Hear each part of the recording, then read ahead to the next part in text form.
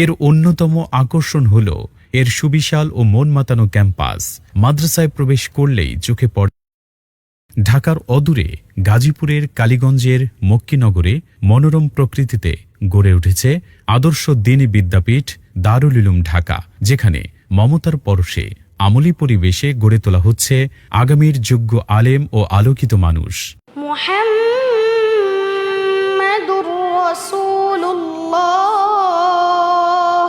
ওয়াল্লাযীনা মা'আহু আশিদ্দাউ আলাল কুফফারি রুহামাউ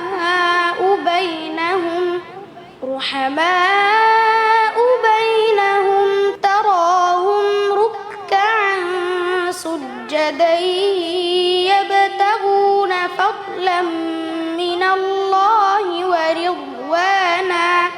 এর অন্যতম আকর্ষণ হল এর সুবিশাল ও মন মাতানো ক্যাম্পাস। মাদ্রাসায় প্রবেশ করলেই চোখে পড়ে সুবিশাল খোলা প্রাঙ্গণ, ফুলের বাগান, ছায়াঘেরা মাঠ এবং প্রশান্তিময় নিরিবিলি পরিবেশ।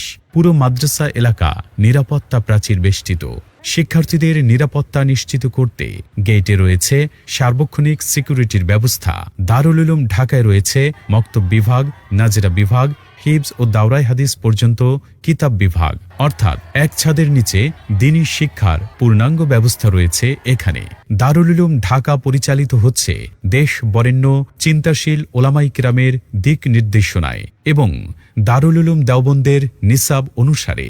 বিশেষ করে শাইখুল হাদিস আল্লামা মুফতি মনসুরুল হক দামাত বারাকাতুহুম সহ মুহাদ্দিসিনে কিরাম এখানে দাওরাই হাদিস ও অন্যান্য বিভাগে দর্স প্রদান করেন। প্রবাসীরা এখানে তাদের সন্তানকে নিশ্চিন্তে যেন ভর্তি করতে পারে সে ব্যবস্থাও চালু রয়েছে। এডুম্যাক্স প্লাস মোবাইল অ্যাপের মাধ্যমে ভর্তি ফি প্রদান, হাজিরা, ফলাফল সহ শিক্ষার্থী ও মাদ্রাসার প্রয়োজনীয় সব তথ্য পাওয়া যায় এক ক্লিকেই। বছর জুড়ে পরিকল্পিত পাঠদানের জন্য শুরুতেই প্রদান করা হয় বার্ষিক ক্যালেন্ডার। শিক্ষার্থীদের নিয়মিত পরিবেশন করা হয় স্বাস্থ্যসম্মত খাবার। এছাড়া নিরবিচ্ছিন্ন বিদ্যুৎ নিশ্চিত করতে রয়েছে জেনারেটর সুবিধা। রয়েছে সমৃদ্ধ কুতুবখানা এবং আধুনিক কম্পিউটার ল্যাব। পড়াশোনার পাশাপাশি শরীয়তসম্মত খেলাধুলা ও শরীরচর্চার জন্য রয়েছে পর্যাপ্ত ব্যবস্থা। আর অসচ্ছল মেধাবী ছাত্রদের জন্য রয়েছে বিশেষ আর্থিক ছাড় ও সুযোগ সুবিধা। বিশেষ দ্রষ্টব্য, প্রবাসী এবং কর্মব্যস্ত অভিভাবকদের সন্তানদের সম্পূর্ণ দায়িত্ব গ্রহণ করে প্রতিষ্ঠানটিতে পড়াশোনার সুযোগ রয়েছে। তাকওয়া, মমতা এবং যুগোপযোগী শিক্ষার মিশেলে দারুল উলুম ঢাকা একটি আদর্শ মানুষ গড়ার দ্বীনি শিক্ষাঙ্গন। দারুল উলুম ঢাকা আপনার সন্তানকে অত্যন্ত দায়িত্বশীলতার সাথে কোরআন সুন্নায় দক্ষ, ইসলামের একজন মুখলিস খাদেম ও উম্মতের যোগ্য রাহবর হিসেবে গড়ে তোলার লক্ষ্যে বিরামহীনভাবে চেষ্টা চালিয়ে যাচ্ছে। তাই আপনি আস্থাশীল হয়ে আপনার কলিজার টুকরা সন্তানকে আমাদের হাতে তুলে দিতে পারেন। যে সন্তান হবে আখেরাতে আপনার পুঁজি। আমাদের সঙ্গে যোগাযোগের ঠিকানা মক্কিনগর, বান্দাখোলা, কালীগঞ্জ, গাজীপুর। ফোন 01719679586।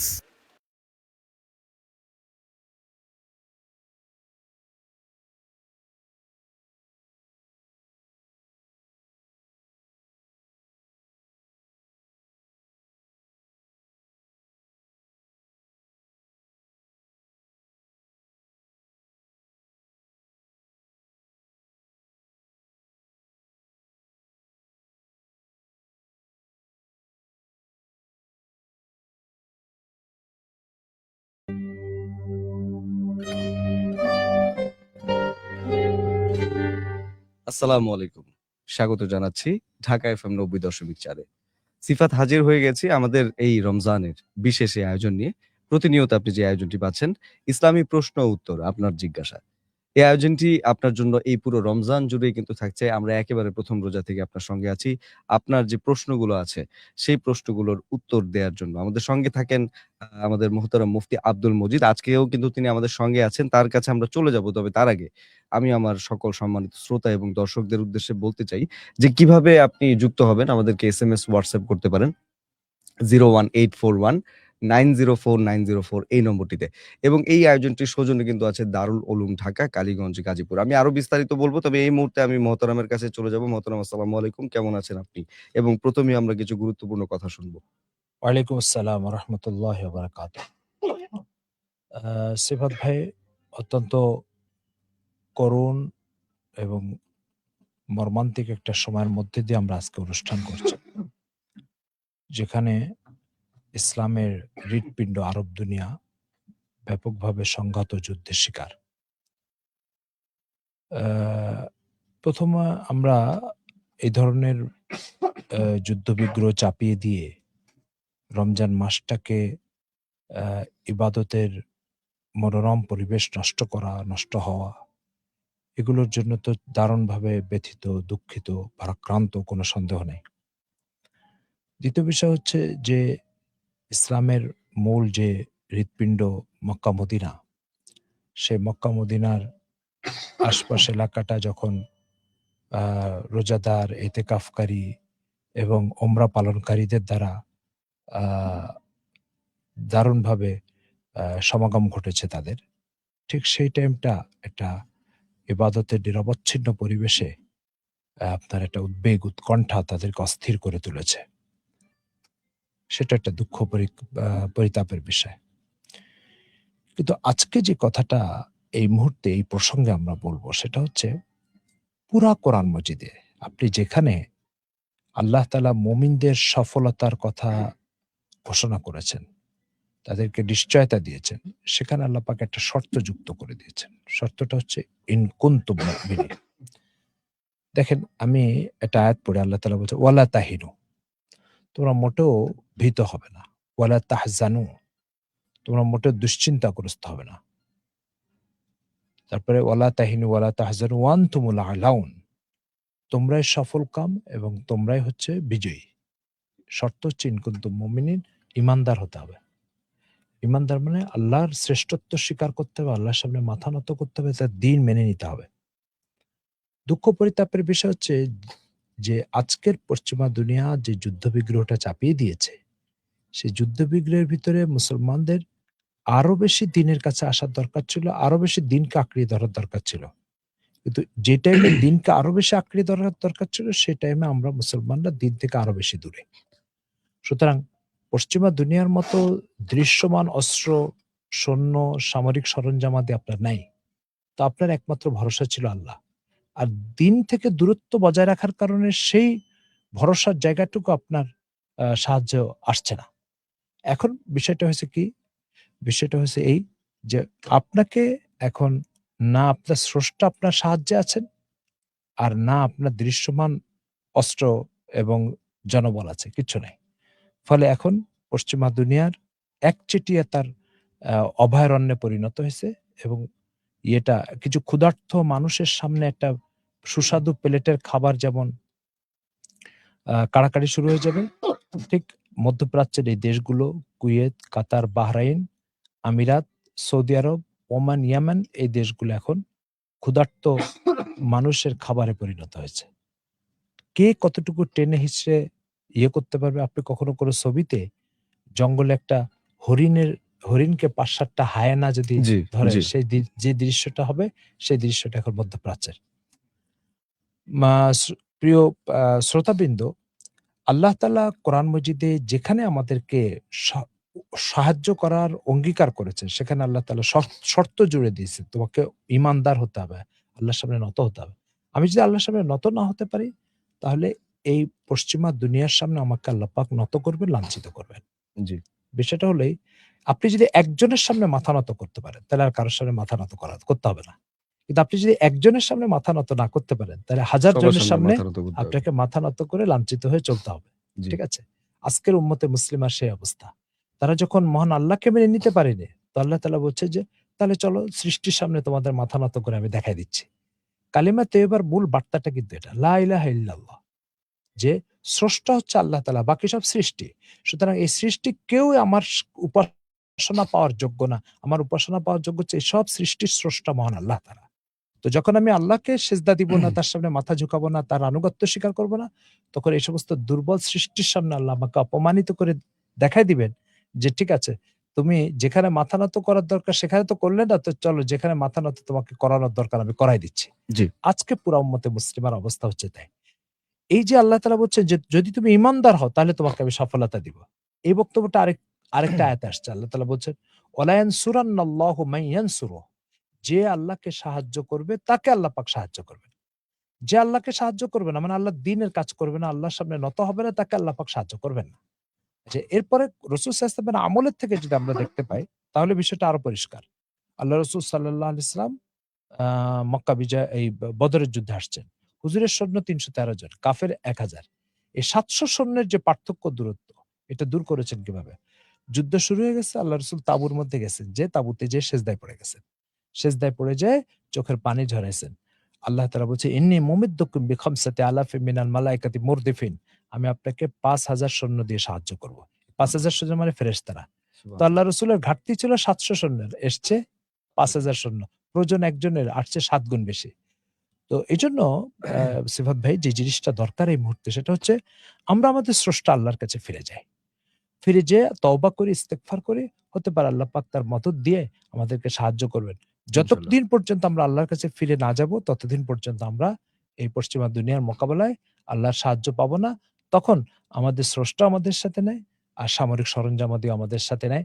সুতরাং আমাদেরকে বুলডোজারের নিচে পিষ্ট হয়ে যাওয়া ছাড়া দ্বিতীয় কোনো বিকল্প রাস্তা নাই।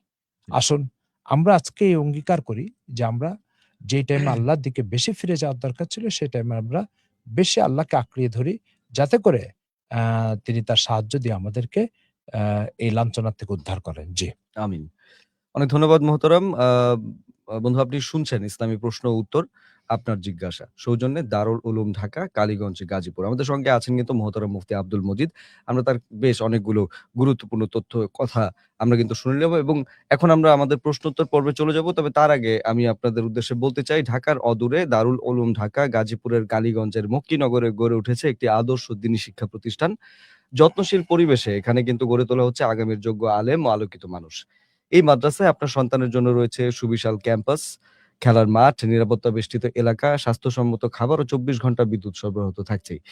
এবং আছে কম্পিউটার ল্যাব এবং শরীর চর্চার ব্যবস্থাও কিন্তু সেখানে আছে। আর্থিকভাবে অসচ্ছল যারা আছেন তাদের জন্য কিন্তু বিশেষ ছাড় রয়েছে। এবং মক্তব থেকে দাওরে হাদিস পর্যন্ত সব বিভাগ আপনি এক ছাদের নিচে পেয়ে যাবেন এই মাদ্রাসায়। দেশ বরেণ্য ওলামায়ে কেরামের তত্ত্বাবধানে এবং দারুল উলুম দেওবন্দের নিসাব অনুসারে পরিচালিত।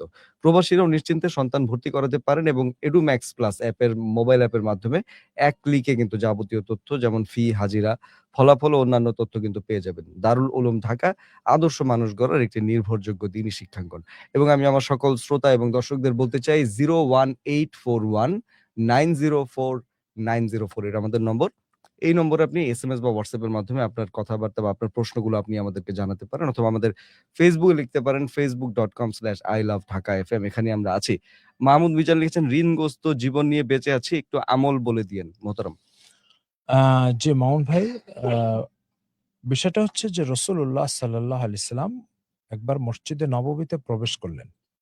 যে দেখলেন একটি ভারাক্রান্ত ব্যক্তি, হতাশাগ্রস্ত ব্যক্তি মসজিদের ভিতরে আপনার আম আ অবস্থান করছে। আল্লাহ রাসূল তাকে দেখে বললেন, "তোমাকে পেরেশান মনে হচ্ছে, অস্থির মনে হচ্ছে?" সে বলছে, "ইয়া রাসূল, আমি ঋণের বোঝায় জর্জরিত।" তো আল্লাহ রাসূল বললেন যে, "তাহলে কি আমি তোমাকে একটা দোয়া শিখিয়ে দিব, যে দোয়ার মাধ্যমে তুমি এই ঋণের বোঝা থেকে মুক্তি পাবে?" তো সে বলল, "জি ইয়া রাসূল, আমাকে শিখিয়ে দেন।" তো আল্লাহ রাসূল এই দোয়াটা শিখিয়ে দিলেন। আল্লাহুম্মা কফিনি বিহালালিকা আন হারামিকা ওয়াগনিনি বিফাজলিকা আম্মান সিওয়াক।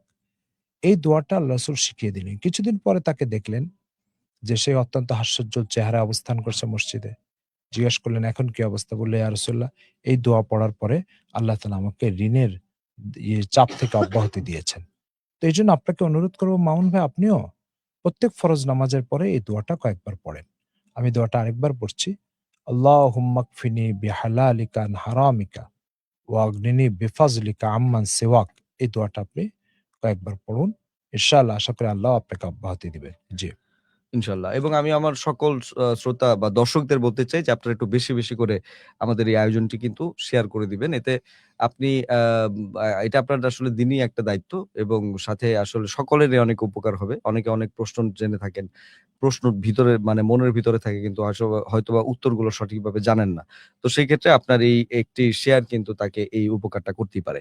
আচ্ছা, আমাদের সঙ্গে ছিলেন আচ্ছা সাবজা চৌধুরীর একটা প্রশ্ন ছিল সেটা হচ্ছে যে, "আসসালামু আলাইকুম। ছোট বাচ্চা কোলে প্রস্রাব করলে ওই কাপড় বারবার ধুয়ে ফেললে কি সেই নামাজ হবে?" জি, কাপড়ও ধুতে হবে। আপনার শরীরে যে জায়গায় পেশাব লেগেছে সেটাও ধুতে হবে। দোনোটাই ধুতে হবে। তারপরে সেটা পাক হবে এবং তখন নামাজ হবে। জি। আচ্ছা।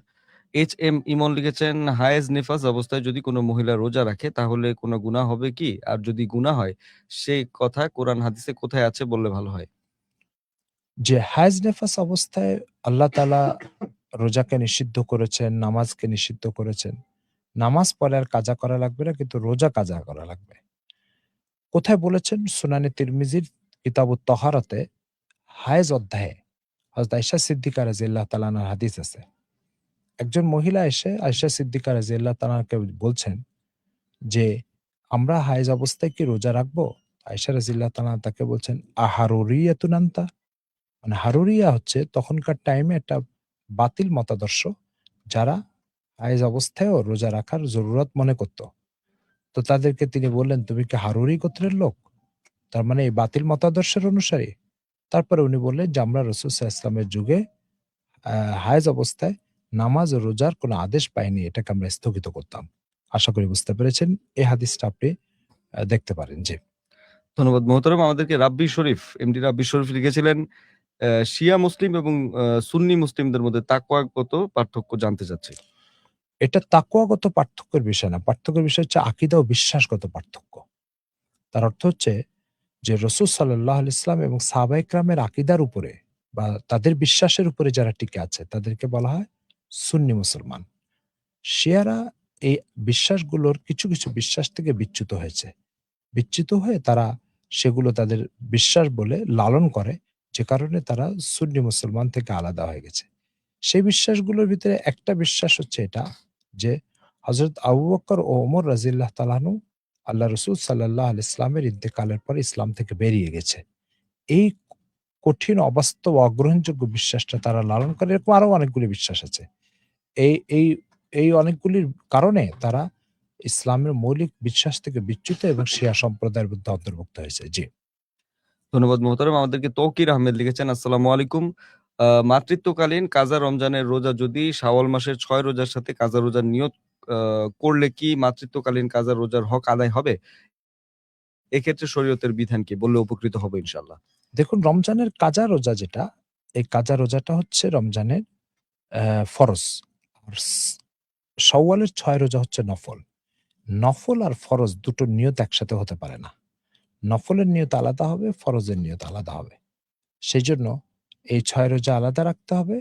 আর রমজানের ফরজ কাজা সেটা আলাদা রাখতে হবে। আশা করি বুঝতে পেরেছেন। জি। ধন্যবাদ মোহতারাম। আমাদেরকে রুবা খিলক্ষেত থেকে লিখেছিলেন যে, "হাসব্যান্ড ওয়াইফ মিলনের পর ২ জনের নাপাক পানি এক কাপড়ে মুছলে কি একে অপরের উপর ঘৃণা জাগবে কিনা?" না, এই ধরনের কোনো বক্তব্য শরীয়তে নাই। এটা শরীয়ত সম্মত নয় বা শরীয়ত এই ধরনের মতামতকে সমর্থন করে না। জি। জি, আমাদেরকে লিখেছেন সোহানা, "রোজা অবস্থায় ঠোঁটে লিপ জেল দেয়া যাবে কি? যদি বলতেন।" জি, লিপ জল দেওয়া যাবে। কোনো সমস্যা না। আপনি দিতে পারেন। আ এখানে আছেন আমাদের সঙ্গে রেজাউল ইসলাম সিলেট থেকে। "আমার ঋণ থাকার কারণে আমি মা-বাবা সহ কারো হক আদায় করতে পারছি না। এতে কি আমার গুনাহ হবে কিনা?" দেখুন, আ বিষয়টা হচ্ছে যে ইসলাম হচ্ছে মানুষের জীবন ঘনিষ্ঠ একটা দিন, সমস্যা বান্ধব একটা দিন। ইসলাম কোনো কিছু তার সামর্থ্যের বাইরে তার উপরে অপরিহার্য করে না।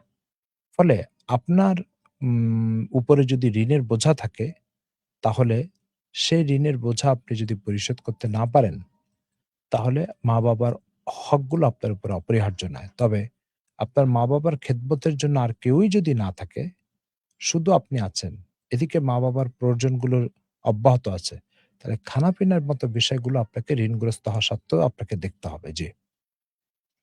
ধন্যবাদ মোহতারাম। আমাদের সঙ্গে একজন আছেন। তিনি হচ্ছেন চট্টগ্রাম থেকে ইয়াসিন লিখেছিলেন, আ ইয়াসিন আরাফাত। আচ্ছা, বলছি, পুরুষেরা সোনা বা রূপার জিনিস পুরুষদের সোনা বা রূপার জিনিস পরা জায়েজ কিনা? জি, পুরুষদের স্বর্ণ বা রূপার জিনিস ব্যবহার করা জায়েজ নাই। আল্লাহ রসুল সাল্লাহ আলাইসলাম স্বর্ণকে হাতে নিয়ে বলেছেন, ইন্নাল্লাহ হাররামা হাদা আলা যুকুরি উম্মতি। আল্লাহ তাআলা এই জিনিসটা আমার উম্মতের উপরে হারাম করেছে, আমার উম্মতের পুরুষদের উপরে হারাম করেছেন। সুতরাং স্বর্ণ, রূপা ইত্যাদি পুরুষদের জন্য ব্যবহার করা এ শরীয়ত সম্মত নয়। জি। ধন্যবাদ মহতরম। দর্শক, আপনি দেখছেন এবং শুনছেন ইসলামী প্রশ্ন উত্তর, আপনার জিজ্ঞাসা। সৌজন্যে দারুল উলুম ঢাকা, কালীগঞ্জ, গাজীপুর, এবং আমাদের সাথে আছেন মহতরম মুফতি আব্দুল মজিদ। আপনারা যদি অবশ্যই প্রশ্ন করতে চান সেক্ষেত্রে 01841904904 এই নম্বরটিতে কিন্তু আপনারা আমাদেরকে প্রশ্ন বা SMS অথবা WhatsApp এর মাধ্যমে আপনার প্রশ্নটি আমাদেরকে পাঠাতে পারেন। অথবা আমরা যেখানে লাইভে আছি, আমাদের যে Facebook পেজ আছে, সেই লাইভের নিচে আপনারা কিন্তু কমেন্ট আকারে আপনাদের প্রশ্নগুলো পৌঁছে দিতে পারেন। আমাদের ঠিকানাটি হচ্ছে facebook.com/iloveDhakaFM, এবং যারা ইতোমধ্যে দেখছেন তাদের কাছে আমি অনুরোধ করব যে আপনারা বেশি, বেশি করে আমাদের লাইভটা শেয়ার করে দিন, যেন সকলে দেখার সুযোগ পায় এবং সকলে জানারও সুযোগ পায়। আচ্ছা, আমাদের সঙ্গে আছেন মাহমুদুল। হুজুর, আমি এক অশ্লীল কাজ থেকে বের হতে চাচ্ছি কিন্তু পারছি না। এই কাজ আমি দীর্ঘ অনেক বছর থেকে করি। প্রতিবার আমি আল্লাহর কাছে ক্ষমা চাই কিন্তু পরে আবার ওই খারাপ কাজ করি। এখন আমি কি করতে পারি? আমি এসএসসি পরীক্ষা দিব, আমার জন্য দোয়া করবেন। জি, প্রথম কথা হচ্ছে যে অশ্লীল কাজ থেকে বের হওয়ার জন্য প্রথমে আপনাকে অশ্লীল কাজের যে উপকরণগুলো সেখান থেকে বের হতে হবে। তার অর্থ মনে করেন আপনি Facebook থেকে একটা অশ্লীল ছবি দেখছেন। এখন আপনি বের হতে চান কিন্তু ফেসবুককে আঁকড়িয়ে রেখে। তো এটা এমন যে আমি নদীর মধ্যে থেকে মানে কাপড় ভিজা থেকে বাঁচতে চাচ্ছি। তো এটা তো অসম্ভব। এটা শরীয়তে একেবারেই অনুমোদিত নয়। মানে এটা অসম্ভব এবং অবাস্তব। আপনি যেই ওয়ে বা মাধ্যমে অশ্লীল কাজের মধ্যে জড়িয়ে আসছেন, ১ম এ ওই অশ্লীল কাজ থেকে আপনাকে আ আ অশ্লীল কাজের উপকরণ থেকে আপনাকে দূরে থাকতে হবে। ২য় নম্বর যে বিষয়টা সেটা হচ্ছে অশ্লীল কাজের সাজা ও এবং আ শাস্তি কি? এটা আপনি কোরআন ও সুন্নাহ থেকে জেনে নেন। যে এই কাজের জন্য কি সাজা কোরআন ও সুন্নাতে আছে। সেই সাজাটা আপনি জানেন। ৩ নম্বর যে বিষয়টা সেটা হচ্ছে যে আপনি একদিন একটা মোমবাতি জ্বালাবেন। জ্বালা ওর মধ্যে একটা আঙ্গুল দিবেন। যে আঙ্গুলটা জ্বলে উঠবে, তোর সাথে, সাথে আপনি নিজেকে এই বলে বুঝ দেওয়ার চেষ্টা করবেন, সামান্য মোমবাতির আঙ্গুলেই আগুনেই তুমি আঙ্গুল দিতে পারছো না। আর এই অশ্লীল কাজের জন্য এত বছর জাহান্নামে জ্বলতে হবে, সেখানে কিভাবে জ্বলবে? আশা করি দেখবেন এই পন্থাগুলো আপনাকে গুনাহ থেকে বের হই বে বে বিরত রাখবে। ১ম কথা হচ্ছে যে অশ্লীল কাজের জন্য যে গুনাহ উপকরণগুলো, এই উপকরণ থেকে নিজেকে বের করে নিয়ে আসার চেষ্টা করেন। জি। ধন্যবাদ মোহতরম। আমাদের সঙ্গে আছেন হচ্ছে মোহাম্মদ ইব্রাহিম। রোজা অবস্থায় কোনো গাছের কাঁচা ডাল দিয়ে মেসওয়াক করা যাবে কি? জি, যাবে, কোনো সমস্যা নেই। আপনি কাঁচা ডাল দিয়ে মিসওয়াক করতে পারেন। গুনাহগার মুসাফির লিখেছেন সিফাত ভাই এবং ঢাকা এফএম এর সকল শ্রোতাকে আব্দুল মজিদ সাহেব হুজুরের মিনার মসজিদ মধ্যবাড্ডা সাপ্তাহিক তাফসিরুল কোরআনের অনুষ্ঠানে স্বাগতম। ধন্যবাদ আপনাকে আমাদেরকে মানে ইনভাইট করার জন্য। খাদিমুল বাশার আছেন আমাদের সঙ্গে, লিখেছেন তাহাজ্জুদের নামাজ কমপক্ষে কয় রাকাত পড়া যাবে এবং ৪-৫ টা ছোট, ছোট সূরা দিয়ে পড়া যাবে কিনা? হযরত আয়েশা সিদ্দিকা রাদিয়াল্লাহু তাআলার হাদিস সুনানে তিরমিজিতে এবং বুখারীতে ২ কিতাবে আসছে। সেখানে তিনি লিখেছেন বা বলেছেন যে রাসূল সাল্লাল্লাহু আলাইহি ওয়াসাল্লাম তাহাজ্জুদের নামাজ ৮ রাকাত পড়তেন। বিতরের নামাজ ৩ রাকাত পড়তেন। সেই হিসাবে আপনি তাহাজ্জুদের নামাজ ৮ রাকাত পড়া উত্তম। তবে যদি আপনি কমও পড়েন তবুও সেটা তাহাজ্জুদ হিসাবে গণ্য হবে। রমজান মাসে যেহেতু আমরা সেহরি খেতে উঠি, তো এই ক্ষেত্রে এই সময়টাকে আমরা আ একটু বেশি সময় তাহাজ্জুদ পড়ার জন্য অর্থাৎ ৮ রাকাতের জন্য নিয়ত করতে পারি। ছোট, ছোট সূরা দিয়েও আপনি যদি তাহাজ্জুদ পড়েন কোনো সমস্যা নাই। জায়েজ হয়ে যাবে। জি। আসসালামু আলাইকুম। আমার নাম ইকরামুল ইসলাম। রোজা থাকা অবস্থায় যদি মুখের লালা গিলে ফেলি তাহলে কি রোজা নষ্ট হয়ে যাবে কিনা? রোজা হয়ে যাবে, কোনো সমস্যা নাই। জি। জি, আসসালামু আলাইকুম। কুকুর কামড় দেওয়ার কারণে অনেক রক্তক্ষরণ হয় এবং ভ্যাকসিন নিতে হয়।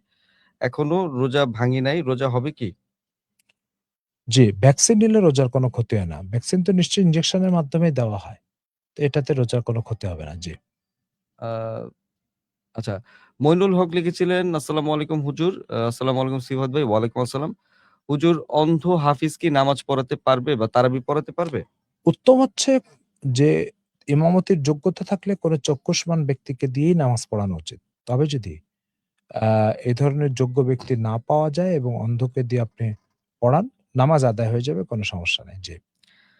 আসসালামু আলাইকুম হুজুর। আমি সুমাইয়া আ সুইটি কালীগঞ্জ থেকে বলছি। আমার একটা প্রশ্ন, রিলেশন করে বিয়ে করা জায়েজ কিনা?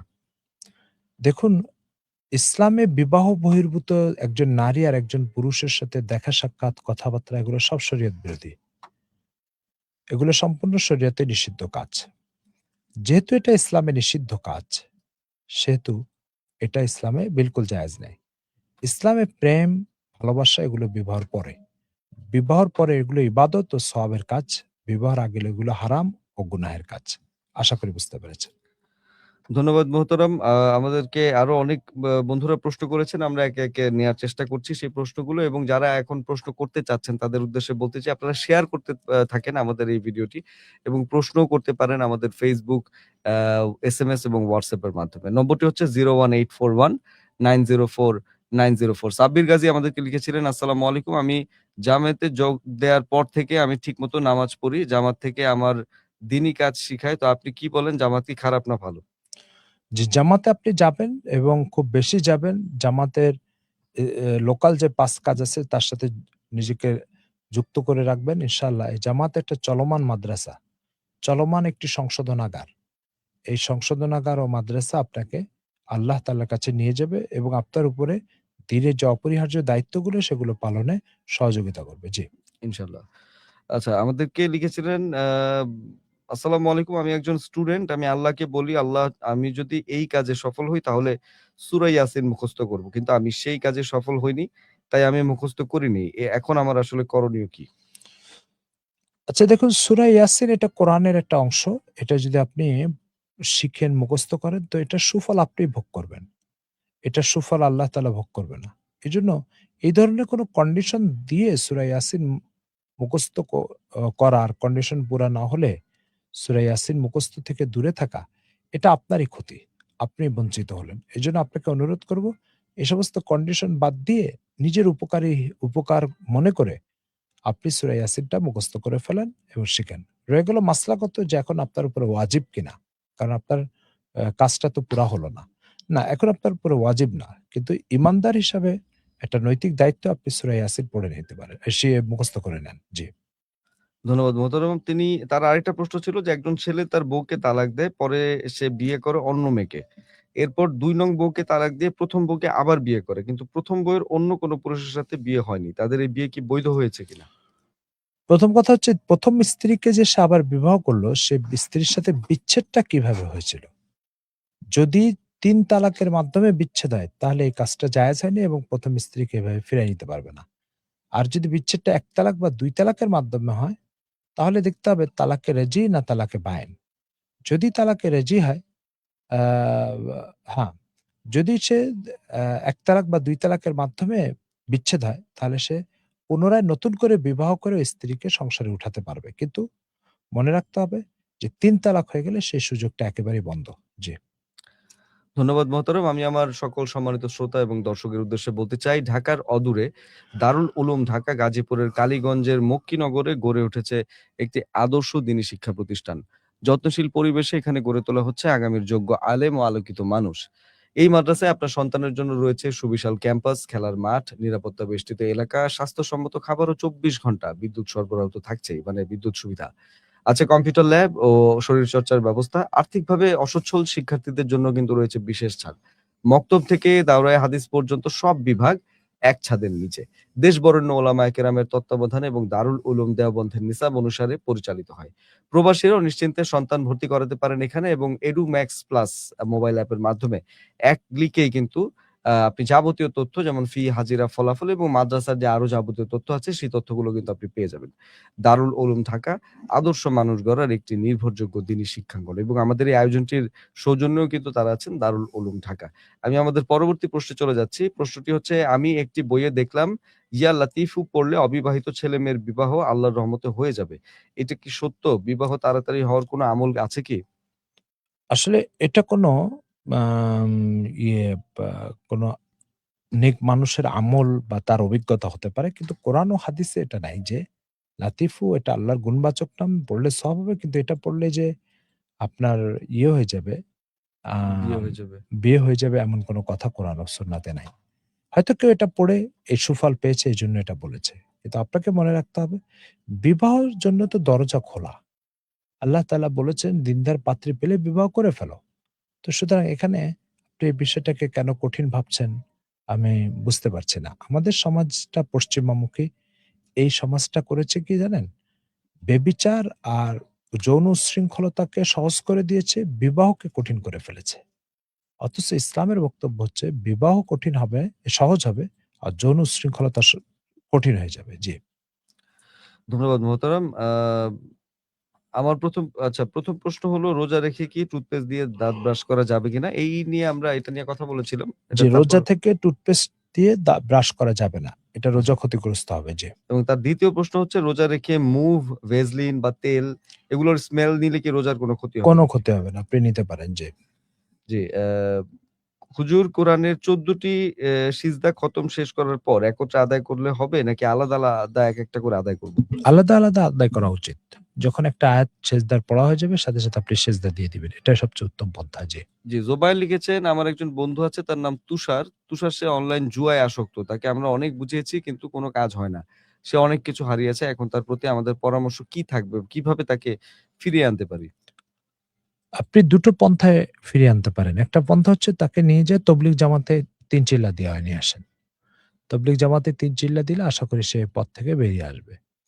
আর ২ নম্বর হচ্ছে আরেকটা কাজ করতে পারেন, সেটা হচ্ছে নির্ভরযোগ্য আখিরাতমুখী চিন্তাশীল ওলামা একরামের সাহচর্যে তাকে আনা নেওয়া করেন। এই দুটো পন্থায় হয়তো সে ফিরে আসতে পারবে ইনশাআল্লাহ।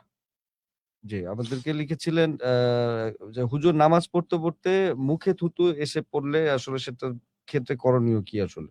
পকেট থেকে একটা টিস্যু বের করে সে টিস্যুতে রেখে পকেটে রেখে দিবেন। নামাজের পরে পকেট থেকে টিস্যুটা ফেলে দিবেন। জি। আচ্ছা, আমাদের একজন বন্ধু লিখেছিলেন, আমার একজন ফ্রেন্ড রোজা রাখে না, নামাজ পড়ে না, আবার রোজা রাখলে আ ভেপ খায়। বলে এটা তো বাতাস। ওকে কিভাবে ঠিক করা যায় একটু যদি বলেন? ভেপ কি জিনিস এটা? আচ্ছা, ভেপ হচ্ছে মানে আ সিগারেটেরই আরেকটা আরকি ভার্সন, যার মানে ধোঁয়া নেয়া হয়, যেটা আপনি খেয়াল করেছেন কিনা অনেকেই হয়তোবা এখন এটা ইউজ করে। আচ্ছা, আচ্ছা, আচ্ছা। মানে একটা মেশিনের মাধ্যমে আরকি ধোঁয়া নেয়া ভিতরে। ১ম ধোঁয়ার কথা মতো। হচ্ছে যে সে আল্লাহর একজন ক্ষুদ্র সৃষ্টি। আল্লাহ তাআলা মস্ত বড় একজন মালিক। সে মালিকের কথা অমান্য করার দুঃসাহস সে দেখাচ্ছে। এটা তার জন্যই ভীতিকর এবং আ বা খারাপ পরিণতির দিকে নিয়ে যাবে তাকে। আর ২য় নম্বর যে বিষয়টা সেটা হচ্ছে সে যে ধূমপান বা বিড়ির সিগারেটের মতো যে জিনিসটা পান করে রোজা থেকে, এটা রোজাকে ভেঙে দিবে। রোজা রাখা অবস্থায় ইচ্ছা করে ধূমপান এটা রোজা নষ্ট করে দেয়। জি। জি, হারুনুর রশিদ লিখেছেন, আয়াতুল্লাহ খামেনির ব্যাপারে কিছু বলেন। হারুনুর রশিদ, আপনি আসলে ১ম দিকে একটু মিস করেছেন। আমরা শুরুই করেছি আমাদের এই ভারাক্রান্ত মন নিয়ে আজকের এই আয়োজন, এবং মোহতারাম এটা নিয়ে কথাও বলেছেন। জি, দেখুন আয়াতুল্লাহ খামেনি শিয়া এবং আ ইসলামের মৌলিক কিছু বিশ্বাসের ঘাটতি তার মধ্যে আছে। কিন্তু তারপরও সে ইসলামী ভ্রাতৃত্ববোধের অংশ। ইসলামী ভ্রাতৃত্ববোধের অংশ।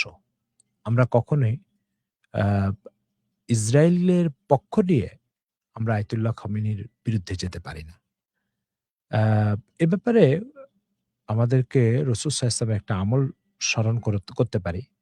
হুজুর যেদিন বদরের যুদ্ধে বিজয়ী হয়েছিলেন, সেদিন রোম এবং পারস্য আরব দুনিয়াকে কব্জা করার জন্য এরা পরস্পর যুগ, যুগ ধরে লড়াইতে লেগে থাকত। তো ওরা পরস্পরের লড়াই করে একবার এই রোম দখল করত আরবকে, একবার পারস্য দখল করত। তো রাসূল সাল্লাল্লাহু আলাইহি ওয়াসাল্লাম ৩য় হিজরীতে যখন বদরের যুদ্ধে বিজয়ী হলেন, যেদিন বিজয় হয়েছে সেদিন রোম পারস্য উপরে বিজয়ী হয়েছে আরবের একটা ভূখণ্ড দখলের ব্যাপারে। আর রোমরা ছিল খ্রিস্টান, আর পারস্যরা ছিল অগ্নি উপাসক। তো সাহাবা ইকরাম সেদিন ২ টো কারণে খুশি হয়েছিলেন। একটা কারণ হচ্ছে রোম বিজয়ী হয়েছে, আরেকটা হচ্ছে নিজেরা মক্কার কাফেরদের উপর বিজয়ী হয়েছে। ২ কারণে। তো দেখেন রোম, যে রোমকে আল্লাহ রাসূল পরবর্তীতে মুসলমানরা কন্ট্রোল করবে, কব্জা করবে, এটাকে শাসন করবে এই ভবিষ্যৎবাণী দিয়ে গেছেন। কিন্তু রোম বিজয়ীতে আল্লাহ রাসূল খুশি হচ্ছেন। সাহাবা ইকরাম খুশি হচ্ছেন।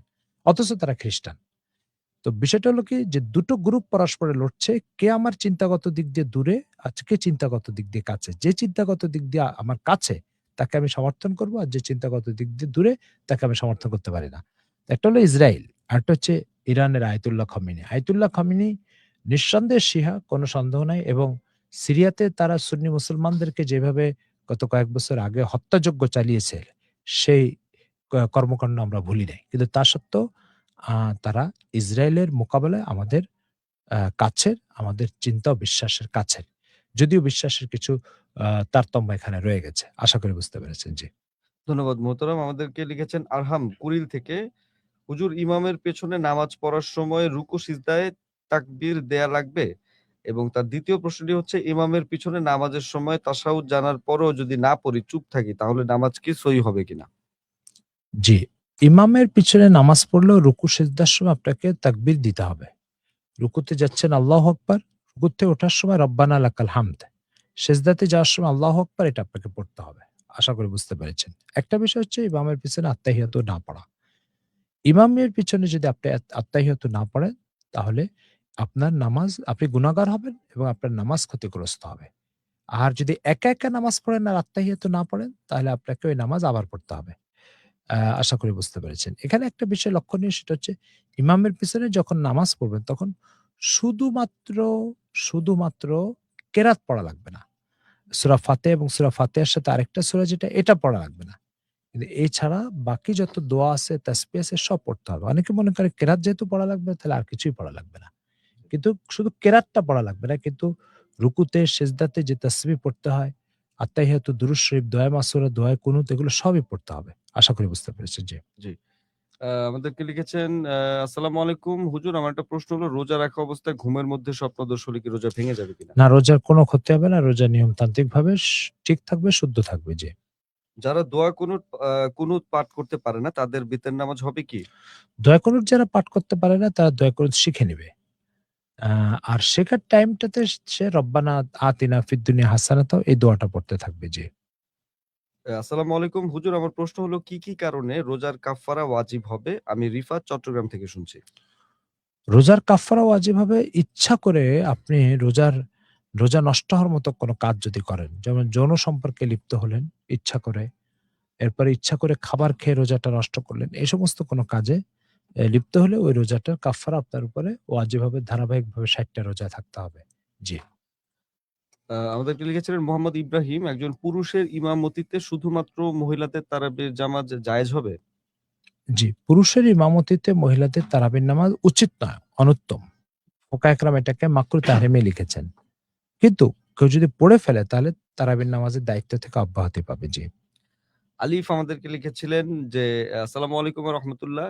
কেমন আছেন প্রিয় শায়েখ আমার? আমার প্রশ্ন, ইমাম সাহেব যদি নামাজে ভুল করে তাহলে মুক্তাদি কিভাবে লোকমা দিবে? আল্লাহু আকবার বলবেন, আলহামদুলিল্লাহ বলবেন, না সুবহানাল্লাহ বলবেন? কোনটা সঠিক হবে বলুন? রাসূল সাল্লাল্লাহু আলাইহি ওয়াসাল্লাম বলছেন, আত-তাসফিক লিন-নিসা ওয়াত-তাকবীর লির-রিজাল। মহিলারা যদি ইমামের কোনো ভুলের লোকমা দেয় তাহলে হাতে তালি দিবে। এক হাতের পিঠে আরেক হাত দিয়ে এভাবে তালি দিবে। এই যে, এভাবে তালি দিবে। আর পুরুষরা আল্লাহু আকবার বলবে।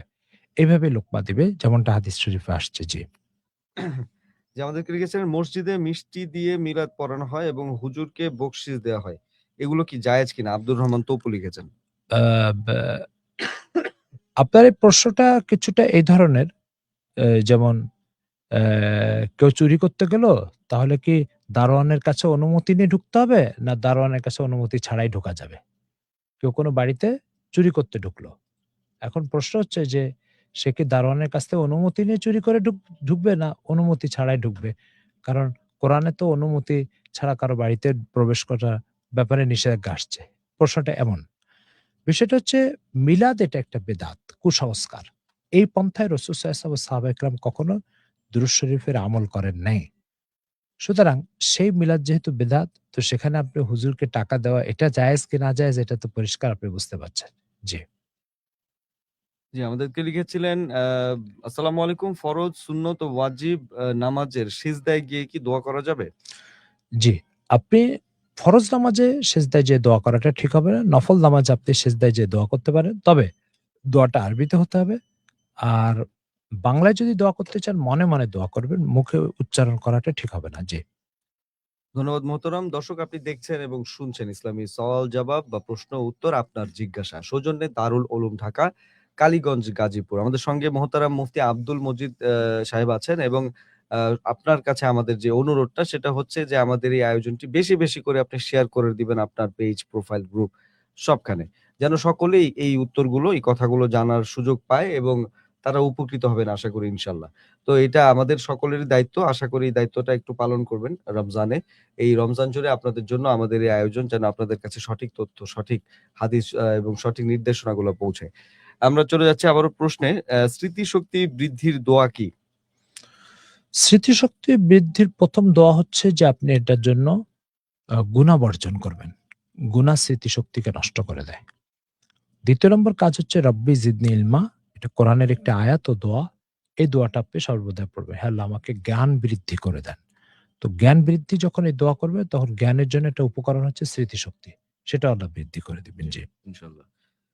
আমাদেরকে লিখেছেন, আসসালামু আলাইকুম জনাব, আমি সাকিবুল ইসলাম বলছি। গতকাল আসরের নামাজের মধ্যে ইমাম সাহেব ভুলে দ্বিতীয় রাকাতে বৈঠক না করে সোজা দাঁড়িয়ে গেছেন। তারপর মুক্তাদিরা লোকমা দেওয়ার কারণে আবার বসে গেছেন। এজন্য কি নামাজ নষ্ট হয়ে গেছে? না, নামাজ নষ্ট হয়নি। যেহেতু যদি তিনি শেষের বৈঠকে সুস্থতা দেন তাহলে নামাজ নষ্ট হয় না, নামাজ ঠিক আছে। জি। ধন্যবাদ মোহতারাম। আমাদেরকে লিখেছেন আলাউদ্দিন, তিনি লিখেছেন, মোহতারাম নামাজের পর 11 বার ইয়া হাইয়ু পড়া কতটুকু সহি? দেখা যায় অনেকে তা পরে মাথায় হাত রেখে। ইয়া হাইয়ু এটা আল্লাহ তাআলার একটি গুণবাচক নাম। এটা আপনি 11 বার, 50 বার, 1100 বার যতবার ইচ্ছা পড়তে পারেন, কোনো সমস্যা নেই। আল্লাহর গুণবাচক নাম কেবলই শুধু বরকত নয়, বরং এটা ঈমান বৃদ্ধির জন্য পড়া দরকার। জি। ধন্যবাদ মোহতারাম। লুৎফর রহমান তিনি লিখেছিলেন, হুজুর আসসালামু আলাইকুম ওয়া রাহমাতুল্লাহি ওয়া বারাকাতুহু। আমার প্রশ্ন হলো, হাতের থেকে কোরআন শরীফ ভুলে বা ইচ্ছাকৃতভাবে পড়ে যায়, তাহলে আসলে কি কোনো কাফারা দিতে হয় বা কি করণীয় তখন? ইস্তেগফার করবে, অসতর্কতার জন্য আল্লাহর কাছে ক্ষমা চাইবে, কিন্তু এটার জন্য কোনো কাফারা নেই। জি। জি, রানী লিখেছিলেন, আসসালামু আলাইকুম, আমার ছোট্ট প্রশ্ন আছে, রোজা থেকে বমি করলে রোজা কি ভেঙে যাবে কিনা? না, রোজা থেকে বমি করলে রোজা ভাঙে না। এবং তার দ্বিতীয় প্রশ্ন হচ্ছে, রোজা থেকে ফোনে গান, নাটক বা অন্য কিছু দেখলে কি রোজা ভেঙে যাবে? রোজা হচ্ছে হারাম কাজ পরিত্যাগ করার একটি অনুশীলনের নাম। তো ইসলামে যে কাজগুলো রোজা ছাড়াই হারাম, সে কাজগুলো আপনি রোজার মধ্যে কিভাবে করবেন? অর্থাৎ রোজা হচ্ছে যে কাজগুলো সারা বছর হালাল থাকে সেগুলো রমজানে হারাম। তো যে কাজগুলো সারা বছর হারাম থাকে সেটা আপনি রমজানে কিভাবে হালাল করবেন বলেন? এইজন্য এটার দ্বারা রোজা ক্ষতিগ্রস্ত হয়, ব্যক্তি গুনাহগার হয় এবং এই রোজা আল্লাহ তাআলার কাছে গ্রহণযোগ্যতা হারিয়ে ফেলে। জি। তার তৃতীয় প্রশ্নটি হচ্ছে, অজু করে পুরুষ মানুষকে দেখার পর কি নামাজ ও কোরআন পড়া যাবে কিনা? এটা সমাজে একটা ভুল প্রচলিত মাসলা যে মহিলারা অজু করে যদি পরপুরুষের সাথে দেখা হয় তাহলে অজু ভেঙে যায়। এটা ভুল কথা। পরপুরুষের সাথে রজু করার পরেও যেমন হারাম, অজু করার আগেও হারাম। পরপুরুষের সাথে সাক্ষাৎ ইসলামের কোনো অনুমোদন নাই। কিন্তু পরপুরুষকে দেখলে অজু ভেঙে যাবে এই কথাটা সঠিক নয়। অজু ভাঙার সুনির্ধারিত কিছু কারণ আছে। সেই কারণগুলো ঘটলেই কেবল অজু ভাঙবে, নতুবা অজু ভাঙবে না। জি। যে আমাদেরকে লিখেছেন নোমান, আগ্রাবাদ চট্টগ্রাম থেকে, আমি ৮ম শ্রেণীর ছাত্র। আমি যদি মসজিদে যেয়ে দেখি যে ইমাম নামাজ পড়ছে, সে সিজদা অবস্থায় আছে, এক সিজদা হয়ে গেছে, এখন আমি তো পেয়েছি এক সিজদা, এখন আমার করণীয় কি? জি, আপনি কোন রাকাত যদি গণ্য হতে হয় তাহলে সে রাকাতের রুকু পেতে হবে। অর্থাৎ আপনি কোন রাকাতে যদি রুকু না পেয়ে ২ সিজদায় পান তবু ওই রাকাত সালাম ফেরানোর পরে একা, একা পড়ে নিতে হবে।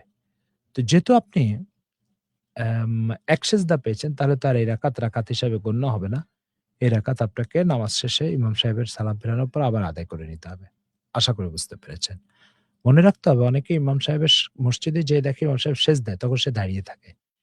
দাঁড়িয়ে মনে করে যে ইমাম সাহেব সেজদা দিয়ে যখন দাঁড়াবে তখন তার সাথে যুক্ত হবে। এটা শরীয়ত বিরোধী কথা। তার কারণ হচ্ছে আপনি যখন ইমাম সাহেবকে সেজদা থেকে বের হওয়ার পরে দাঁড়ানোর সময় তাকে ধরতে যাবেন, তো আল্লাহকে সেজদা দেওয়ার একটা সুযোগ আসলো কিন্তু আপনি হাতছাড়া করে ফেললেন। আর আল্লাহর মতো একজন মালিককে সেজদা দেওয়ার সুযোগ আসলে সেটা যদি হাতছাড়া করেন তো সেটা কিভাবে জায়েজ হবে? জি, আশা করি বুঝতে পেরেছেন। জি।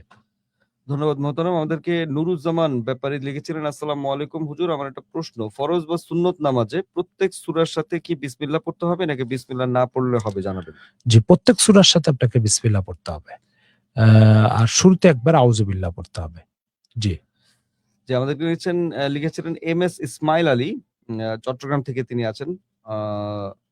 কিতাব কি, আচ্ছা, সুলতান জক নদভীর লেখা কিতাব কি পড়া যাবে?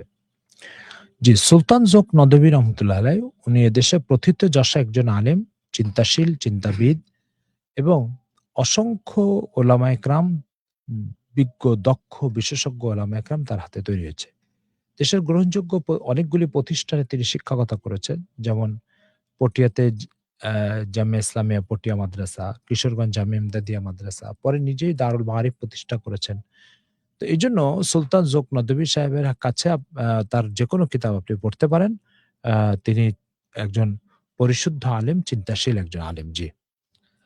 যে আমাদেরকে আরো অনেকে হোয়াটসঅ্যাপ এর মাধ্যমে প্রশ্ন করেছেন, আমরা সেই প্রশ্নগুলো আপনার সামনে তুলে ধরছি। ইউসুফ মোল্লা তিনি লিখেছেন, এই বন্ধু আমাদের কমেন্টই করেছিলেন, আমার এক আত্মীয় এইভাবে দোয়া চায় আল্লাহর কাছে যে আল্লাহ আমার মা যত গুনাহ করেছে আমাকে দিয়ে দেন, আর আমার যত নেক আমল আছে মাকে দিয়ে দেন। মৃত মায়ের জন্য এরকম দোয়া করা যাবে কিনা? না, এই দোয়া শরিয়ত বিরোধী। হে আল্লাহ, আমার মা যত গুনাহ করেছে তা আমাকে দিয়ে দেন। এই দোয়াটা শরিয়ত বিরোধী। তার কারণ হচ্ছে, যখন আল্লাহ তাআলা পুরা সৃষ্টির গুনাহ মাফের অপশন খোলা রেখেছেন, সেখানে সেই অপশনটা গ্রহণ না করে আপনি সেটাকে নিজের কাঁধে নিয়ে নেওয়া, এই এই মানে যেটাকে বলে প্রয়োজনের চেয়ে বেশি বুঝের কাজটা কারোর জন্য করা ঠিক নয়। এই বুঝটা প্রয়োজনের চেয়ে বেশি বুঝ। দ্বিতীয় কথা হচ্ছে যে আল্লাহ তাআলা কখনোই কোনো বান্দাকে বলেনি যে ওর গুনাহ আমি নিয়ে নিব বা তুমি নিয়ে নাও বা অমুক নিয়ে নিবে। আল্লাহ এটা বলেছেন যে তার গুনাহের জন্য তুমি মাফ চাও। যেমন ধরেন রাসূল সাল্লাল্লাহু আলাইহি ওয়াসাল্লামকে আল্লাহ বলছেন, "ওয়াস্তাগফির লিল মুমিনিনা ওয়াল মুমিনাত।" আপনি মুমিন নারী পুরুষের জন্য আল্লাহর কাছে ক্ষমা চান। তো তিনি ক্ষমা চেতে বলে। উম্মতের প্রতি তো সে সাংঘাতিক দয়াদুর ছিল। তো তিনি চাইলে তো এটা করতে পারতেন, "হে আল্লাহ, উম্মতের গুনাহগুলো আমাকে দিয়ে দেন।" কিন্তু তিনি এটা বলেন নাই। তো এইজন্য আপনি আপনার মায়ের জন্য আল্লাহর কাছে ক্ষমা চাইবেন। আমার উপরে গুনাহগুলো দিয়ে দেন, এটা বলা ঠিক হবে না। এটা একটা বিষয়। দ্বিতীয় বিষয় হচ্ছে, সেই গুনাহ যদি আপনি নেনও, কথার কথা, আপনি বললেন যে আল্লাহ মায়ের গুনাহগুলো আমাকে দিয়ে দেন, আর কিয়ামতের দিন সেই গুনাহগুলো নিয়ে আপনি চলছেন। তো তখন আপনি কখনোই এটা বহন করতে রাজি হবেন না। কেন জানেন? কোরআনে আল্লাহ বলছেন, "ইয়াউমা ইয়াফিরুল মারউ মিন আখিহি ওয়া উম্মিহি ওয়া আবিহি ওয়া সাহিবাতিহি ওয়া বানিহি।" কিয়ামতের দিন প্রত্যেক ব্যক্তি তার ভাইয়ের থেকে পালাবে, বাবার থেকে পালাবে, মার থেকেও পালাবে। সুতরাং কিয়ামতের ভয়াবহতা আপনি উপলব্ধি করতে পারছেন না। এজন্য আপনি মায়ের গুনাহ নিতে যাচ্ছেন। কিন্তু কিয়ামতের দিন আপনি সাথে, সাথে বলে দিবেন যে, না, আমি এই গুনার কথা নেওয়ার কথা ভুল বলেছিলাম। এটা আজকে নিতে পারব না।" এটা একটা বিষয়। দ্বিতীয় আরেকটা বিষয়, ইসলামের একটা জেনারেলি একটা রুল আছে। সেটা হচ্ছে লা তাজিরু ওয়াজিরাতু উজরা উখরা। একজনের গুনাহ আরেকজন ভোগ করবে না। তো সুতরাং যে গুনাহ মা করেছেন সেটা মার ক্ষমা নিতে হবে আল্লাহর কাছে। আর যদি তিনি ক্ষমা করে না দেন, তাহলে তিনি এটা ভোগ করবেন। সন্তান হিসেবে আপনার ভোগ করার কিছু নাই। আশা করি বুঝতে পেরেছেন। সেজন্য আপনার এই দোয়াটা শরীয়ত সম্মত নয়। আশা করি বুঝতে পেরেছেন। জি। ধন্যবাদ মোহতারাম। আমাদেরকে লিখেছেন ইউসুফ মোল্লা। আচ্ছা, আমরা এটা তার কথাটাই পড়লাম। আরেকজন বন্ধু আছেন, রমজান মাসে মসজিদের কাজের জন্য টাকা উঠায়, পরে সেই টাকা দিয়ে ইফতারি কিনে খায়। এটা আসলে কতটুকু সঠিক? একেবারেই জায়েজ নাই। আমাদের সমাজের মসজিদগুলোতে আ পরিচালনা কমিটির অধিকাংশ শরিয়তের বুনিয়াদি এবং প্রাথমিক রুলস এবং মাসলাগুলো না জানার কারণে মসজিদে যে টাকাগুলো উঠে সেগুলো শরিয়ত সম্মত পন্থায় ব্যয় হয় না। সুতরাং মসজিদের কথা বলে ইফতারি কিনে খাওয়া এটা জায়েজ হবে না। কারণ ইসলামের একটা বক্তব্য হচ্ছে, যে দাতা যে নিয়তে দান করবে সেই নিয়তটা সে পয়সা খরচ করার ক্ষেত্রে সেই নিয়তটাকে গুরুত্ব দিতে হবে এবং সেই নিয়তটাকে মূল্যায়ন করতে হবে। তো একজন মসজিদের জন্য দান করেছে, যাতে মসজিদের নির্মাণ কাজ হয়, ওই কাজ হয়, কাজ হয়। সেটাকে আপনি ইফতারি কাজে ব্যবহার করা জায়েজ হবে না। আশা করি বুঝতে পেরেছেন। জি। ধন্যবাদ মোহতারাম। আমাদেরকে লিখেছিলেন আরাফাত। আচ্ছা, আরাফাত জিজ্ঞেস করেছেন আমার কাশি ধরছে কিনা। জি, একদম প্রথম থেকে আলহামদুলিল্লাহ এখন অনেকটা ভালো। দোয়া করবেন যেন সুস্থ থাকি সবসময়।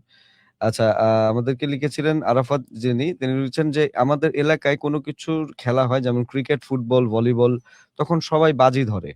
এখন আমি বাজি না ধরে কি সেটা আসলে খেলতে পারবো কিনা? তারা বাজি ধরলে ধরুক, আমি বাজি না ধরলে শুধু খেলবো। তাতে আমি কি বাজি খেলছি না, এভাবে কি খেলা যাবে? বিষয়টা ভালোভাবে বুঝিয়ে বলবেন প্লিজ। দেখুন, আমাদের সমাজে বাজি ধরার যে পন্থাগুলো, এগুলো অধিকাংশ একটা ইসলামের জুয়া বলে গণ্য হয়। জি। আর এই জুয়া, এটা কোরআনে স্পষ্ট আল্লাহ তাআলা বলছেন যে আল্লাহ পাক তোমাদের জন্য জুয়ার লেনদেনকে হারাম করেছেন। দ্বিতীয় যে বিষয়টা, হার-জিত যেটা, অর্থাৎ যে ব্যক্তি যে দল বা যে টিম পরাজিত হলো, সে অ্যা বিজয়ী দলকে এটা ওটা দিবে। এটা এক ধরনের জরিমানা এবং এটা এক ধরনের জুয়া। ইসলাম এটাকে পছন্দ করে না। শরীর চর্চার জন্য দৌড়াদৌড়ি, খেলাধুলা এবং শরীয়তের রুলস রক্ষা করে খেলাধুলা, এটা তো ঠিক আছে, এটা জায়েজ। কিন্তু মোটেও, মোটেও এই বাজি ধরা এবং আ স আ হার-জিতের যে খেলা আমাদের সমাজে প্রচলিত, এটা শরীয়ত সম্মত নয়। জি। যে আমরা একেবারে শেষের দিকে যাচ্ছি, তারপর আমরা ছোট্ট করে কিছু প্রশ্নের উত্তর নিয়ে নিই। একজন বন্ধু লিখেছেন, মসজিদে যে মিলাদ পড়া এটা কি জায়েজ কিনা? আর আ টিকটিকিকে মারতে হয়, এটা কতটুকু সত্যি? ইসলামী সমাজে আপনার মিলাদ যেটা প্রচলিত আছে, এটা শরীয়ত বিরোধী। এটা বিদআত। আল্লাহ রাসূল এবং সাহাবায়ে কেরাম থেকে এটা বর্ণিত নাই। দ্বিতীয় কথা হচ্ছে টিকটিকি। টিকটিকিকে কেউ যদি এক বাড়িতে আঘাত দিয়ে মারে, তাহলে সে সওয়াব পাবে, এই কথা হাদিসে আছে। সেজন্য আপনি মারতে পারেন এবং এই সওয়াব আপনি পাবেন। জি। ধন্যবাদ মোহতারাম। পরীক্ষায় এটা হচ্ছে হারুন আর রশিদ লিখেছেন, পরীক্ষায় ভালো করার কোনো নির্দিষ্ট আমল আছে কি? যদিও আমরা এটা আগেও শুনেছি, তারপরেও যদি একটু ছোট্ট করে বলে দিতেন। পরীক্ষায় ভালো করা। পরীক্ষায় ভালো করার জন্য ১ম এ যে বিষয়টা খেয়াল রাখতে হবে সেটা হচ্ছে যে আপনাকে দায়িত্বশীল হতে হবে। দায়িত্বশীল মানে জীবনের প্রতি মায়া থাকা, জীবনকে কাজে লাগানো, জীবনকে আ যেটাকে বলে আ শিক্ষা-দীক্ষা উন্নত করা, এই চেতনাটা আপনাকে পরীক্ষার প্রতি দায়িত্বশীল করে তুলবে এবং পরীক্ষার প্রতি আন্তরিক করে তুলবে। ভালো ফলাফলের জন্য এই গুণাবলীগুলো আপনার অন্তরে স্থাপন হওয়া দরকার। জি। ধন্যবাদ মোহতারাম। চাশতের নামাজ কত রাকাত পড়তে হয়? আল্লাহ রাসূল সাল্লাল্লাহু আলাইহি ওয়াসাল্লাম চাশতের নামাজ আ ৪ রাকাত পড়েছেন, ৮ রাকাত পড়েছেন, ১২ রাকাতও পড়েছেন। আপনার জন্য সময় সুযোগ মতো যেটা সম্ভব সেটাও করবেন। জি। যে আজকের শেষ প্রশ্নে আমরা চলে যাই। সাদ আমাদেরকে লিখেছিলেন রংপুর থেকে। আমি একটা জিনিস চাই, আমি সব রোজা করেছি। এই পবিত্র মাসে আমি কখন কিভাবে দোয়া করলে আসলে সেটা ভালো হবে? দেখুন, ইন জেনারেলি একটা কথা আছে যে আপনি যদি শেষ রাত্রে তাহাজ্জুদের সময় দোয়া করেন, সে দোয়া কবুল হয়, এটা সারা বছরের জন্য। রমজানে সেটার গুরুত্ব মাহাত্ম্য আরো বেড়ে যায়। ইফতারির সময় দোয়া কবুল হয়। ফরজ নামাজের পরে দোয়া কবুল হয়। শুক্রবার আসরের পরে দোয়া কবুল হয়। এই টাইমগুলো দোয়া কবুলের টাইম। এজন্য আপনি ইফতারির টাইম, শেষ রাত্রে এই টাইমগুলো আল্লাহর সামনে হাত পেতে বসে থাকেন। আশা করি বুঝতে পেরেছেন। জি। অনেক ধন্যবাদ মোহতারাম। আমরা আমাদের আয়োজনের শেষ দিকে চলে এসেছি। যদিও অনেক প্রশ্ন রয়ে গেছে। আমি আসলে আচ্ছা যাক, এই প্রশ্ন আমরা অবশ্যই রেখে দিব। আপনারা যারা নিয়মিত আমাদের এই আয়োজন শুনছেন, দেখছেন, তারা নিশ্চয়ই খেয়াল করেছেন। আমরা কিন্তু চেষ্টা করি একেবারে একদম লাস্টে এসএমএস এ অথবা লাস্ট আপনার প্রশ্নটি পর্যন্ত এটার উত্তর জানার জন্য। তো অবশ্যই আপনার সহযোগিতা আমাদের প্রয়োজন। আপনি বেশি করে শেয়ার করবেন আমাদের এই আয়োজনটি। আয়োজনটির নাম আপনার জিজ্ঞাসা। ইসলামীয় প্রশ্ন ও মানে ইসলামী প্রশ্ন ও উত্তর নিয়ে, এবং সৌজন্যে কিন্তু আছে দারুল উলুম ঢাকা, কালীগঞ্জ, গাজীপুর। আমাদের সাথে ছিলেন মোহতারাম মুফতি আব্দুল মজিদ। আমরা বিদায় নিব। বিদায় নেয়ার আগে মোহতারামকে বলতে চাই যে আমরা যেতে আজকে কিছু গুরুত্বপূর্ণ কথা শুনে তারপর বিদায় নিচ্ছি। জি, রাসূলুল্লাহ সাল্লাল্লাহু আলাইহি ওয়াসাল্লাম বলেছেন যে, "আল মুমিনুনা কাল বুনিয়ান ইয়াশুদ্দু বাযুহুম বাযা।" সমস্ত মুমিন হচ্ছে একটা দেয়ালের মতো। আর দেয়ালের একটা ইট আরেকটা ইটকে আঁকড়িয়ে ধরে। অন্য এক হাদিসে আছে, সমস্ত মুসলমান একটা শরীরের মতো। যদি শরীরে মাথা ব্যথা হয়, সব অঙ্গ-প্রত্যঙ্গ অস্থির হয়ে যায়, পেরেশান হয়ে যায়। তো আজকে আমাদের আরব ভাইয়েরা আক্রান্ত যুদ্ধে এবং দারুণ নিরাপত্তার ঝুঁকিতে আছে। রমজানের মহত্ব ম্লান হয়ে যাচ্ছে তাদের এই যুদ্ধের কারণে। অসংখ্য ভাই পবিত্র মক্কা মদিনাতে অবস্থান করছেন উমরার জন্য। তাদের এই সফরটা আ আরাম ও স্বস্তির জায়গায় এখন পেরেশানির কারণ হয়ে দাঁড়িয়েছে। মোহতারাম দর্শকবৃন্দ, আমরা অনুরোধ করব আজকে আমরা ইফতারি সেহরিতে দোয়ার সময় আরব ভাইদের জন্য, উম্মতে মুসলিমার এই পেরেশানির জন্য খুব বেশি দোয়া করব। আল্লাহ তাআলা যাতে আমাদের এই দোয়ার কারণে তাদেরকে এই পেরেশানি থেকে মুক্তি দান করেন। এই বলে আজকের আলোচনা আমরা এখানেই শেষ করছি। আ আগামীকাল আবার এই টাইমে ৩টা থেকে ৪টা পর্যন্ত আপনাদের সাথে দেখা হবে। সে পর্যন্ত আপনাদের সুস্থতা এবং ঈমান ও আমলের সমৃদ্ধি কামনা করছি। আল্লাহ তাআলা সবাইকে একটি সফল রমজান পার করার তৌফিক দান করেন। আসসালামু আলাইকুম ওয়া আসসালামু রাহমাতুল্লাহ। আলাইকুম।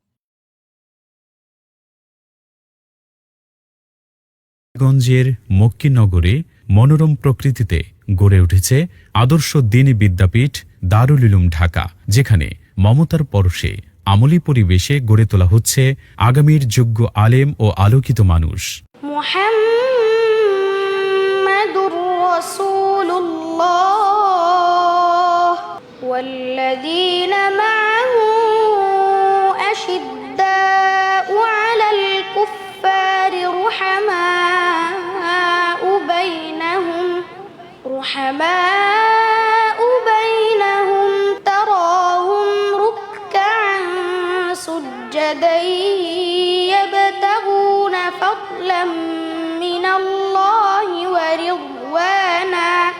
এর অন্যতম আকর্ষণ হল এর সুবিশাল ও মন মাতানো ক্যাম্পাস। মাদ্রাসায় প্রবেশ করলেই চোখে পড়ে সুবিশাল খোলা প্রাঙ্গণ, ফুলের বাগান, ছায়াঘেরা মাঠ এবং প্রশান্তিময় নিরিবিলি পরিবেশ। পুরো মাদ্রাসা এলাকা নিরাপত্তা প্রাচীর বেষ্টিত। শিক্ষার্থীদের নিরাপত্তা নিশ্চিত করতে গেটে রয়েছে সার্বক্ষণিক সিকিউরিটির ব্যবস্থা। দারুল উলুম ঢাকায় রয়েছে মক্তব বিভাগ, নাজেরা বিভাগ, হিবস ও দাওরাই হাদিস পর্যন্ত কিতাব বিভাগ, অর্থাৎ এক ছাদের নিচে দ্বীনি শিক্ষার পূর্ণাঙ্গ ব্যবস্থা রয়েছে এখানে। দারুল উলুম ঢাকা পরিচালিত হচ্ছে দেশ বরেণ্য চিন্তাশীল ওলামাই কিরামের দিক নির্দেশনায় এবং দারুল উলুম দেওবন্দের নিসাব অনুসারে। বিশেষ করে শাইখুল হাদিস আল্লামা মুফতি মনসুরুল হক দামাত বারাকাতুহুম সহ মুহাদ্দিসিনে কিরাম এখানে দাওরাই হাদিস ও অন্যান্য বিভাগে দর্স প্রদান করেন। প্রবাসীরা এখানে তাদের সন্তানকে নিশ্চিন্তে যেন ভর্তি করতে পারে সে ব্যবস্থাও চালু রয়েছে। এডুম্যাক্স প্লাস মোবাইল অ্যাপের মাধ্যমে ভর্তি ফি প্রদান, হাজিরা, ফলাফল সহ শিক্ষার্থী ও মাদ্রাসার প্রয়োজনীয় সব তথ্য পাওয়া যায় এক ক্লিকেই। বছর জুড়ে পরিকল্পিত পাঠদানের জন্য শুরুতেই প্রদান করা হয় বার্ষিক ক্যালেন্ডার। শিক্ষার্থীদের নিয়মিত পরিবেশন করা হয় স্বাস্থ্যসম্মত খাবার। এছাড়া নিরবিচ্ছিন্ন বিদ্যুৎ নিশ্চিত করতে রয়েছে জেনারেটর সুবিধা। রয়েছে সমৃদ্ধ কুতুবখানা এবং আধুনিক কম্পিউটার ল্যাব। পড়াশোনার পাশাপাশি শরীয়তসম্মত খেলাধুলা ও শরীরচর্চার জন্য রয়েছে পর্যাপ্ত ব্যবস্থা। আর অসচ্ছল মেধাবী ছাত্রদের জন্য রয়েছে বিশেষ আর্থিক ছাড় ও সুযোগ সুবিধা। বিশেষ দ্রষ্টব্য, প্রবাসী এবং কর্মব্যস্ত অভিভাবকদের সন্তানদের সম্পূর্ণ দায়িত্ব গ্রহণ করে প্রতিষ্ঠানটিতে পড়াশোনার সুযোগ রয়েছে। তাকওয়া, মমতা এবং যুগোপযোগী শিক্ষার মিশেলে দারুল উলুম ঢাকা একটি আদর্শ মানুষ গড়ার দ্বীনি শিক্ষাঙ্গন। দারুল উলুম ঢাকা আপনার সন্তানকে অত্যন্ত দায়িত্বশীলতার সাথে কোরআন সুন্নায় দক্ষ, ইসলামের একজন মুখলিস খাদেম ও উম্মতের যোগ্য রাহবর হিসেবে গড়ে তোলার লক্ষ্যে বিরামহীনভাবে চেষ্টা চালিয়ে যাচ্ছে। তাই আপনি আস্থাশীল হয়ে আপনার কলিজার টুকরা সন্তানকে আমাদের হাতে তুলে দিতে পারেন, যে সন্তান হবে আখেরাতে আপনার পুঁজি। আমাদের সঙ্গে যোগাযোগের ঠিকানা মক্কিনগর, বান্দাখোলা, কালীগঞ্জ, গাজীপুর। ফোন 01719679586।